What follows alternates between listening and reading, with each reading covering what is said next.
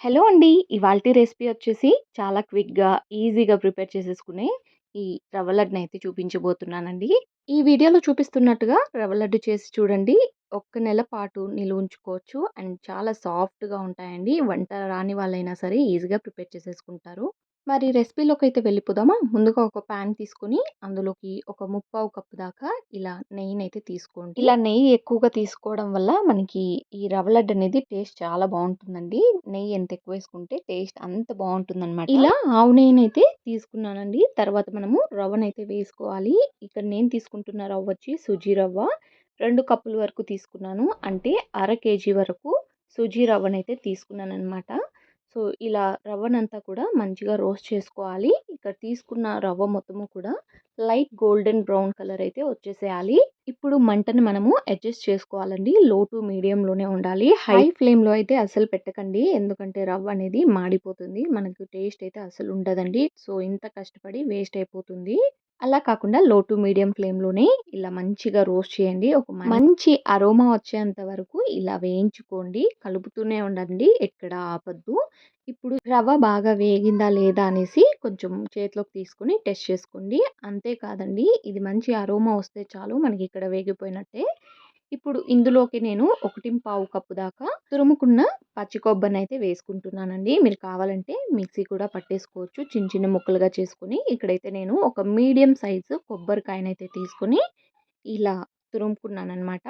అది కూడా ఇప్పుడు మనకి ఇక్కడ రవ్వ అనేది మంచిగా వేగిపోయిన తర్వాత ఇలా కొబ్బరిని కూడా వేసేసుకొని ఒక 5-10 నిమిషాల పాటు వేయించుకోవాలి. ఇన్ కేస్ మీకు వేయించుకోవడం ఇష్టం లేకపోతే అలా అయినా కూడా వేసేసుకోవచ్చు డైరెక్ట్‌గా.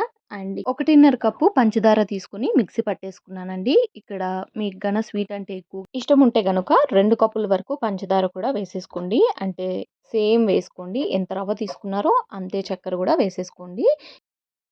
ఈ పంచదార మిక్సీ పట్టేటప్పుడే యాలకులను కూడా యాడ్ చేసుకున్నానండి. మీరు కావాలంటే పౌడర్‌ని కూడా సెపరేట్‌గా ఇలా వేసేసుకోవచ్చు. ఇప్పుడు బాగా కాంచిన పాలని కొద్ది కొద్దిగా యాడ్ చేసుకుంటూ ఇలా మొత్తము కూడా మిక్స్ అయ్యేలాగా ఈవెన్‌గా మిక్స్ చేసేసుకోండి. ఈ రవ్వ అనేది మంచిగా మిక్స్ అయిపోవాలండి పాలలో. అప్పుడే మనకి సాఫ్ట్‌గా అనేది అయిపోతుందనమాట రవ్వ లడ్డు. ఇప్పుడు ఇది ఒక 10 నిమిషాల పాటు 5-10 నిమిషాల పాటు ఇలా ఒక ప్లేట్ కానీ, లిడ్ కానీ క్లోజ్ చేసుకొని అలానే వదిలేసేయండి. సాఫ్ట్‌గా అయిపోతుందనమాట. పాలు మొత్తము కూడా ఈ రవ్వలోకి మంచిగా ఇంకిపోతుందనమాట. ఇప్పుడైతే చేతికి మంచిగా నెయ్యి రాసుకొని ఉండలైతే చుట్టేసుకోవాలి. ఉండలైతే ఫాస్ట్‌గా చుట్టేసుకోవచ్చండి. ఎందుకంటే మనకి ఇక్కడ ఆల్రెడీ కొంచెం గోరువెచ్చగా ఉంటుంది కాబట్టి, మనం 5-10 నిమిషాలు అలానే వదిలేసాం కాబట్టి మరీ ఎక్కువ కాలుతూ ఏముండదు.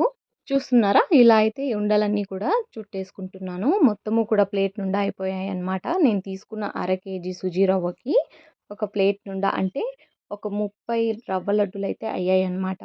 సో, టేస్ట్ అయితే చాలా బాగున్నాయి. సో, మీరు కూడా ఒకసారి ట్రై చేసి చూడండి. మీరెప్పుడైనా రవ్వ లడ్డు చేసుకోవాలని చూస్తే ఒకసారి ఈ వీడియో చూసి చేసుకోండి. ఇలా నెల రోజుల పాటు నిల్వుంచుకోండి. ఇదైతే చాలా సింపుల్ వే అండి. అసలు పాకం పట్టే పనే లేదు. మీరు కావాలంటే పాకం పట్టి కూడా చేసుకోవచ్చు. బట్ ఇదైతే చాలా సింపుల్ అండ్ ఈజీగా ప్రిపేర్ చేసేసుకోవచ్చు క్విక్‌గా. అండ్ ఫైనల్లీ ప్లేట్ మొత్తం ఫిల్ అయిపోయిందనమాట. చూడ్డానికి చాలా బాగున్నాయి. అండ్ ఫైనల్‌గా ఇలా బాదం పలుకుల్ని ఇలా రవ్వ లడ్డు పైనైతే ఉంచేసుకుంటున్నానండి. చాలా బావుంటాయి. మీరు కావాలంటే డ్రై ఫ్రూట్స్ అన్నిటిని కూడా మిక్స్ చేసుకోండి. నేనైతే యూజ్ చేయట్లేదు. And thank you so much for watching.